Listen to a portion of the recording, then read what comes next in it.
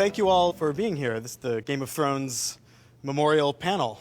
Those of you who we lost in season 4.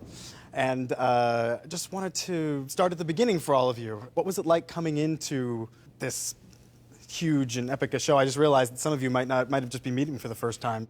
Jack and I have just met as in 20 seconds ago. Yeah. Wonderful. Yeah. It was amazing. It was amazing. It was a wonderful handshake.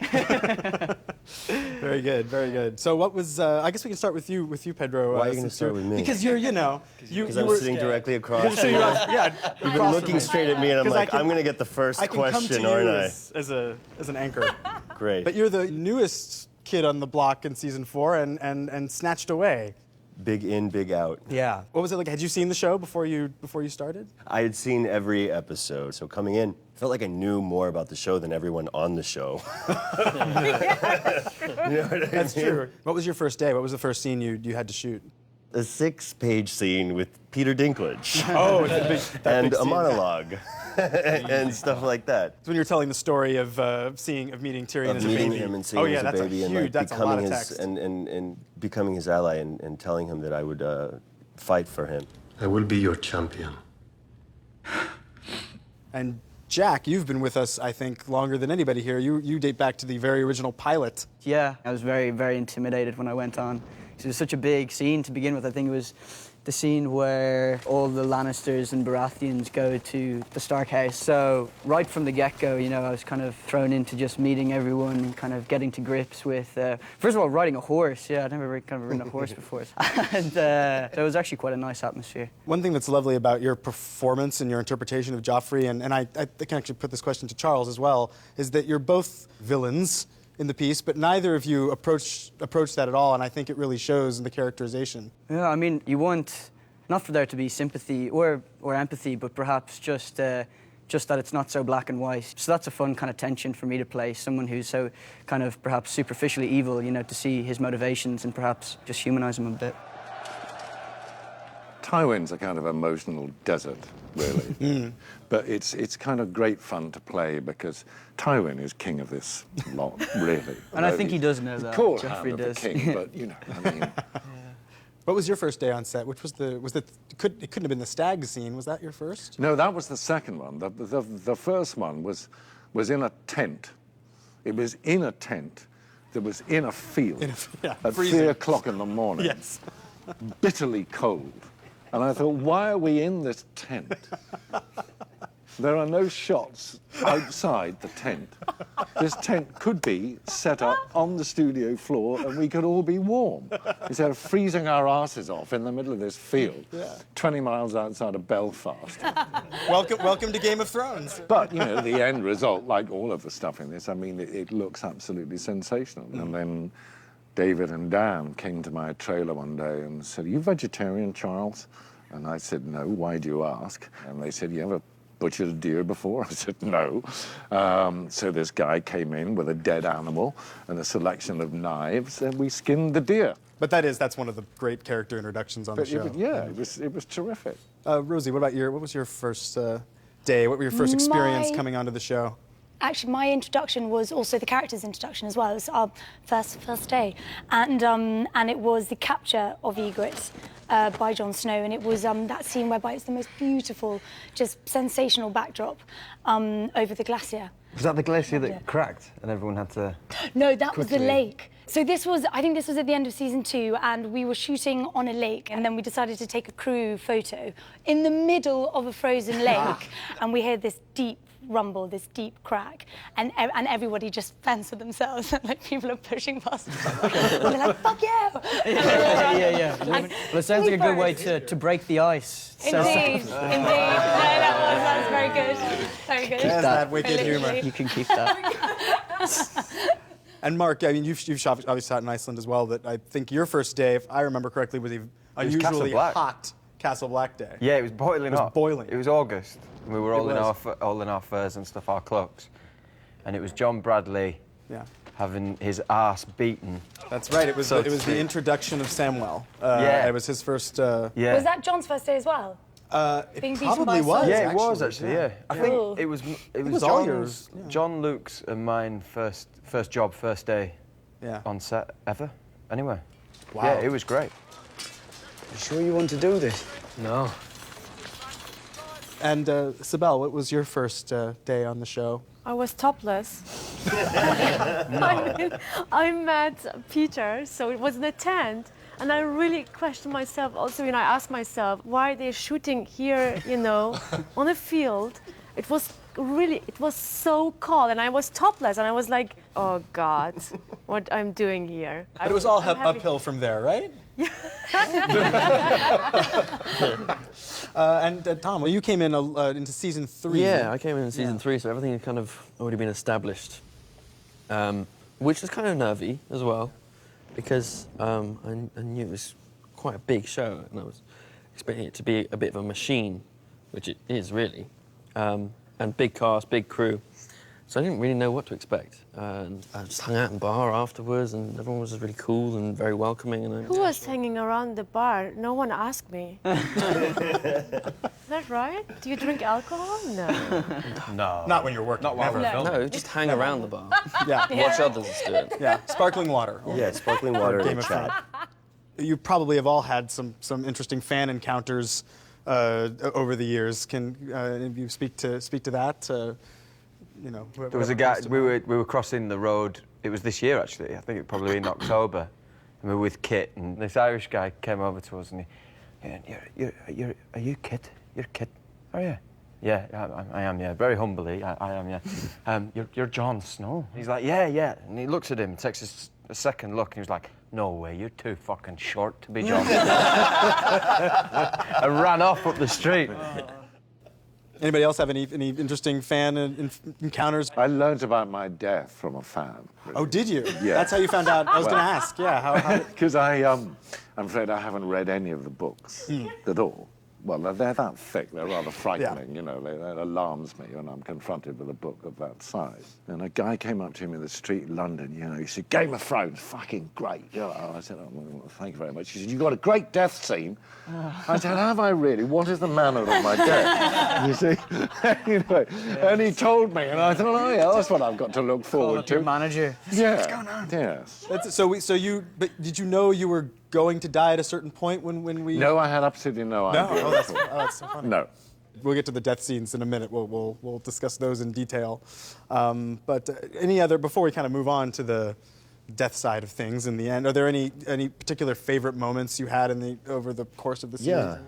Yeah, I have many. I'll pick one. Shooting an orgy that gets interrupted by Charles.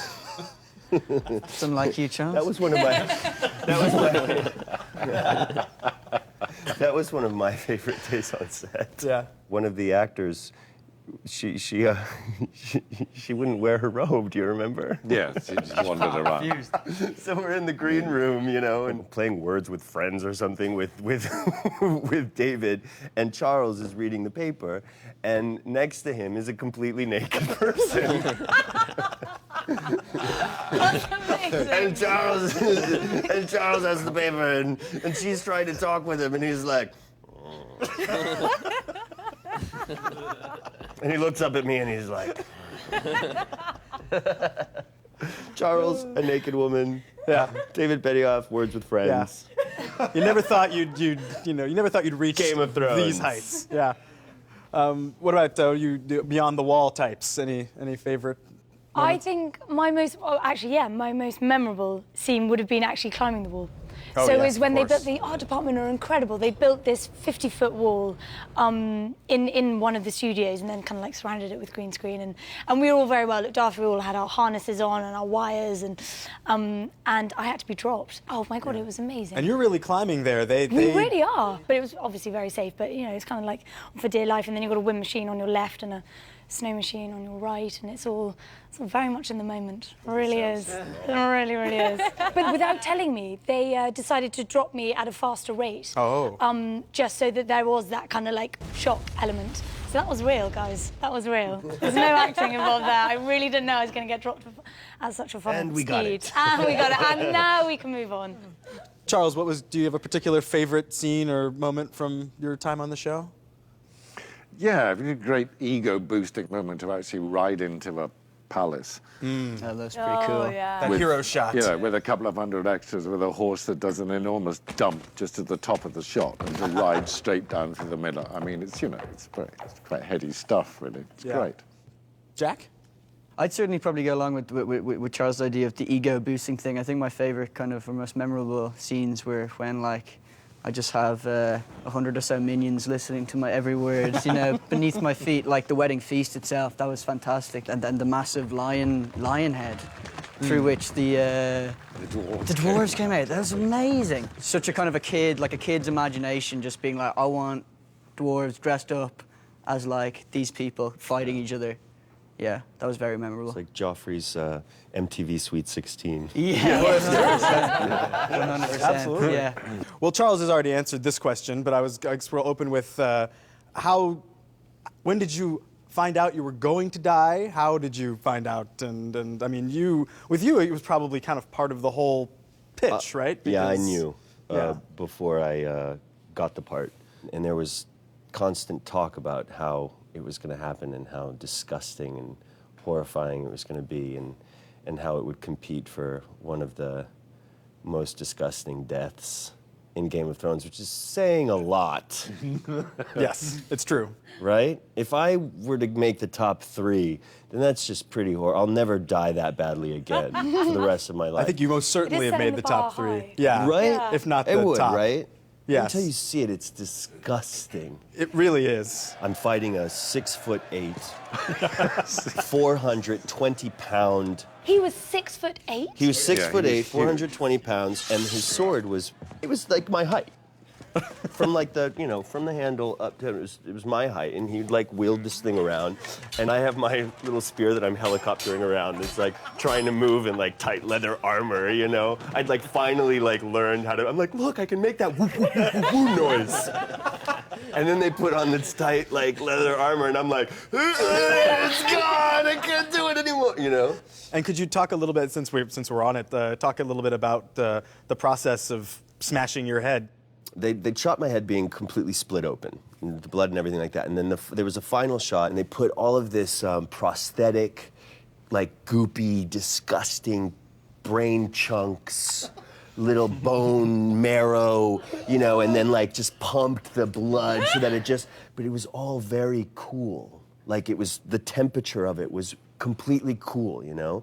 So they're like, this is gonna be really uncomfortable. You're gonna feel a lot of pressure and you're not gonna, but it's okay, we're gonna have like breathing and I was passed out. I was like, completely out. So, Mark, now this is interesting because, you know, Gren's not dead in the books. No, he's not. Yet. No. We killed Gren early. But it was actually, Really early. it's really a compliment because we knew that the Battle of the Wall had to have consequences for characters that the audience loved and care about, and that would be you and Joe Alton, who plays Pip, who also meets his maker in the Battle of the Wall. Yeah. Were you told, or did you have to read it? No, I opened the script for episode 9 and started reading this epic battle sequence that lasts the whole hour. 100,000 versus 100, guarding the wall for honor and the survival of mankind. And I get to page 92. There's this scream of the Night's Watch oath going into battle, and there's the gate in front of me, and I skip 10 pages and I just see Gren is dead. And I went, the fucking bastard. My girlfriend was sat on the sofa opposite, and I went, do you know how much money we're gonna fucking lose because of this? You can wave bye-bye to the car. I got to Belfast, and David and Dan were stood in the bar, and I just put a hand on each shoulder, and I was just like, you fuckers, you've killed me. Yeah. Taken me away. But yeah, I mean, it's true. We were in the writers' room. We said, you know, it's gonna kill the audience, but we have to. Their hearts are gonna break. We got to kill Gren. Hurting them. We got to hurt them. If we're not hurting Over them, and then the show over doesn't and over again. work. And you haven't told at the time of this recording, you haven't told your folks, right? Your parents that. No, I haven't told. You're gonna anybody. watch it with them. Yeah, absolutely nobody knows. So they're probably watching it now. So. What was it like filming that scene? I mean, you're basically having to act against a giant that isn't there. Yeah, it's just a big green sausage, really, Yeah. coming towards you. And they had this camera shot where it was on a crane, and it started high and came low, and I'm laid there, and it sort of drifts into my eyes. And it was timed with John, Bradley, and Kit walking through the tunnel to discover the body, and they were walking at such a slow pace, and my eyes are open in the death. The camera's there and it's coming. I'm like, no, I'll blink. Cut, start again. There we go. But it's quite a scary thing, isn't it, knowing that you can't blink. And as soon as your head starts going, don't blink, don't blink, don't blink, hold it together, hold it My together. eyes had to be kept open by Did they? two people. Yeah, because I just couldn't do it. Yeah. So it was the director of photography and the director who came over and was like, Jesus Christ, Jack, come on. It's just like literally held my eyes open so they could take like a CGI shot of my face and then like, I don't know what they're doing. Oh, they're going to take the hands out. Something like that, I don't know. Oh, wow. Yeah, so that's my level of like inaptitude. Like. It's a hard thing. It is. And Rose, you probably were you informed of your death when you took the part, or did you? Do you know what? I did a bit of research before I started. So prior to even season 2, I'd read all the books. That's a lie. I'd read 4. Right. So I knew of my character's arc even before I started. So I knew it was coming, and I knew that it was going to be happening in the big kind of battle sequence. And so I was well prepared. Yeah. And your death scene was your last night on set as well, wasn't it? It was. Do you know? And that was very so emotional, I touching remember. that it was scheduled that way, because I don't think oh God, it was very emotional. So I don't think I would have come back the next day to try and be really, really happy. It would have been quite a struggle. But yes, no, it was beautifully timed so that it was my final night, my death scene, dying in the arms of Jon Snow, and then gone. Everybody surrounds in a big circle and starts clapping. I break down in tears, and then Tommy Dunn comes up with my arrow, and it's in a beautiful kind of like, it's a beautiful packaging, and it's on like a case, and there's a red velvet bed made for it, and was it your bow, or it was my bow? I'm sorry, yes, so it was my bow, and beautifully kind of presented me into a way. So yeah, no, it was lovely. And then there was hugs and more tears, and it was great. I think I didn't even think I could speak. I think I was thanking you so much, and I was like, right. Yeah, it was an emotional night for everybody. It was a lovely night. And Charles, we know how you found out about your death. What was it like shooting that? What I think at the time of this taping, I can predict will become one of the great scenes of the series. Well, I hope so. Yeah, absolutely. To be quietly sitting, having his morning ablution, for to be killed by your son. He kicks open the door. I mean, it's a great way to die. It's a pretty spectacular death, do you know? And, in a way, who better to kill Tywin than Tyrion, because I've treated him appallingly all his life, do you know? I mean, it's a right and proper end for Tywin, I think. And Jack, you died memorably and violently and horribly, but before that, I believe you shot your funeral. You were lying in state in the Westerosi fashion with the stones over my eyes. That's right. That was actually probably one of my favorite days of shooting, because I was getting paid for literally just having a nap. You were talking about sleeping. Yeah, I was just there in between takes, having the time of my life, and I was in a beautiful black gown, actually. You were very pretty, Dan. Yeah. I did look great. Yeah. When I knew I got the part, I think I instantly checked Wikipedia. I didn't really think about it, to be honest, for a while, and then it's like, I suppose, the 3rd or 4th season, I realised it was going to come. It was going to come to an end. But it was fantastic filming it. It was so exciting because it was such a long scene. It was that wedding feast scene. So it was such a big scene that this was kind of a nice catharsis that came at the end. And we had to do this thing, which was like, in school when you make that fake volcano, you have like vinegar and baking soda. I was told, put my head back, we're going to put some stuff in your mouth to make it foam up. I didn't know what they're going to put in it. They put probably that much of vinegar into my mouth, and then poured baking soda straight in, and was just frothed up as if I was choking. Did you swallow any of it? Oh, I swallowed so much of it. Oh, I stunk of vinegar for the horrible. whole night. I had to do it like 12 times. It was horrible. It really did leave a sour taste in my mouth. There it is. There's that Gleason wit. I love it. Well, it's a glorious death, and again, I think it speaks to your portrayal of the character and your humanity. That I think everyone watching it, even if they've been rooting for Joffrey's death, you feel bad for him. I mean, it's this boy reaching out for his mother. You know, that is, like people forget he's just a kind of a kid. He is pretty evil and malevolent, but he's just a boy and he's dead. It's pretty sad. Yeah, absolutely. Now, Tom, you play another character who all apologies, is not dead yet in the books. Yeah. But perishes on the show. When did you know you were going to be killed?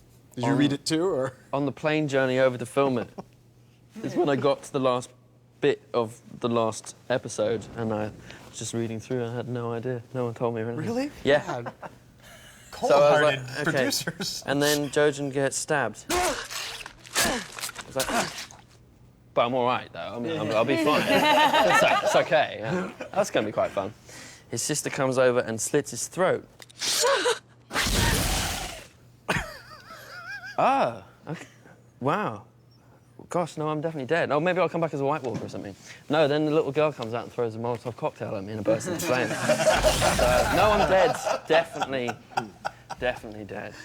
Now that's one of the more involved, crazy sequences we've ever attempted in a series of a lot of involved, crazy sequences where the whites come out of the snow. No, it's great. A ton of VFX work. I mean, it's such a technical scene, and yet it's also the emotional kind of climax for your character and for the season. It was incredible. I mean, we were, again, in true Game of Thrones style, shooting in some miserable quarry, and it was very cold and very wet. And they built these kind of graves into the ground where they hid these poor stuntmen. And they were stuntmen partly in green. Yeah, they were screen partly in green, because but it wasn't they're just gonna like a green blob that they then put all this fantastic prosthetic makeup on. So when you were looking at them and you were fighting with them, they looked like whites or looked really scary. It's a really cool way to go. Yeah.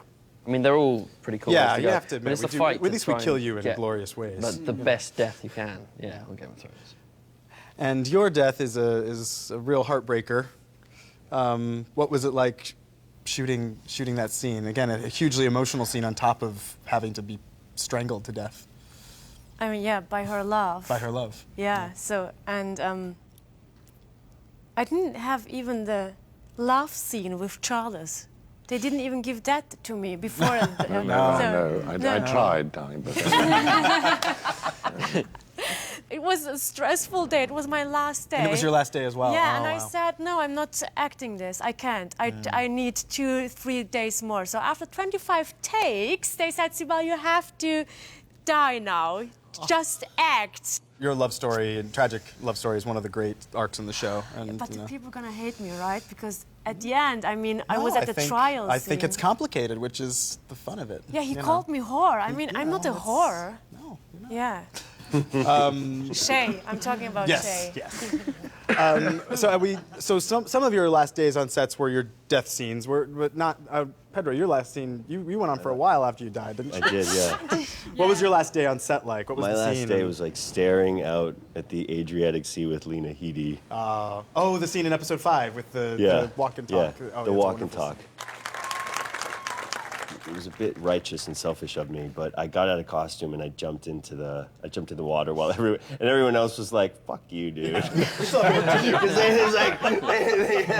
had to keep working and it was really warm and the water was just begging to be jumped into. It was just like crystal blue and perfect day, and we were on this kind of like pier, and so I had this like really, really long running start where I just got to sprint towards the water and then just like, dive in. And I'm like, you're like a fish, wee, wee, and they're all like, you fucking asshole.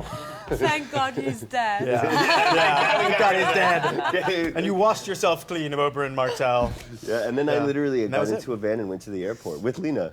Oh, wow. We Oh, got with on your pla- new best friend. with we my got BFF. It. Yeah, okay. Well, why don't we segue then into sort of the kind of last thoughts of and we'll go around of your character and what it was like to, what the character meant to you and then this overall kind of the experience of Game of Thrones and what that meant to all of you. And Should I Phil, go- I guess we'll should I start go with first you again? since we're here. Maybe talk about Oberyn first a little bit, just, the experience of that character and the story and the... Well, he's such a badass. It was an intimidating experience playing somebody who lives purely through his passions, who is completely uncompromising. He does what he wants, when he wants, and it was a little bit of fun to do. And I had the time of my life. And Tom, any thoughts on playing Jojen and your experience on the show? Yeah, I mean, it's been brilliant. It's been great fun. It's been like I said, the first time I've ever actually been able to come back to a character. That's been really nice to go away for a year and then you come back. I mean, I was only in 2 seasons, but coming back for my second, I felt like I was coming home. It's a very good, talented group of people, cast and crew and everyone involved in it, cares an awful lot about it. And I think that comes across in the show, and that's what makes it so good, is that people really... And Sibel, thoughts on Shay and your time on Thrones?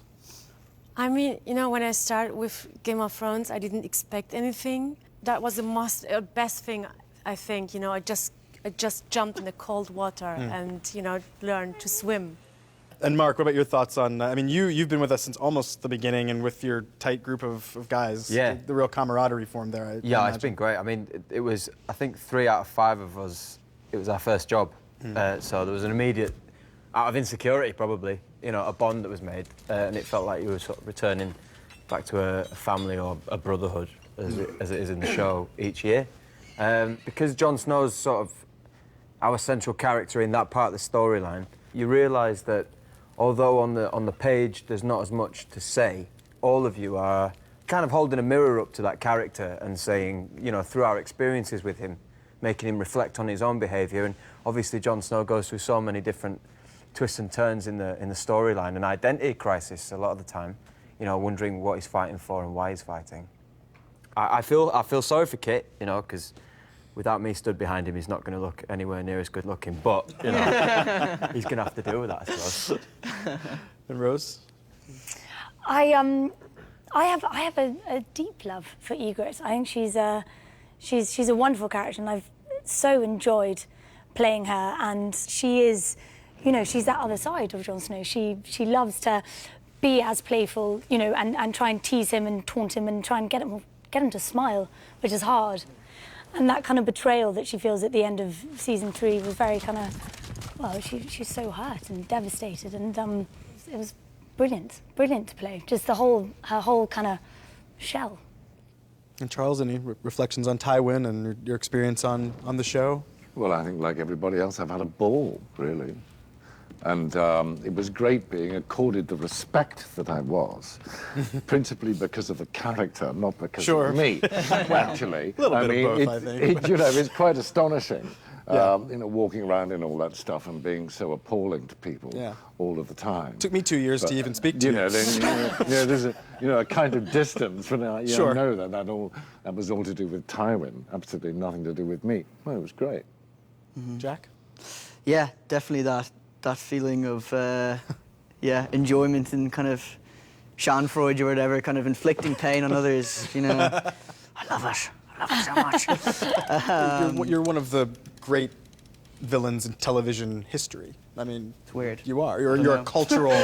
You're a cultural icon. Yeah. I mean, it's an amazing thing. Yeah, again, and that's crazy to think. I mean, like, and it's something that I suppose, like, people presume sometimes that I get a lot of hate for being me, but everyone's always so nice. So to kind of have that hatred and that kind of, in a way, you know, admiration, if it's not too pompous to say, of kind of whatever the role that I've helped bring to life, it's been amazing. What you all have brought to the show and to our words, it's the greatest gift a writer can have, to have actors like you and interpreting them and bring them to life and exceeding our wildest expectations. So I'm going to miss you all, and I know the viewers at home will miss you all, and thank you so much for doing this and looking back with me. I really appreciate it. I have to cry. Cut it before we lose it. Cut it before you... Thank you so much. Thank you guys. It's fun.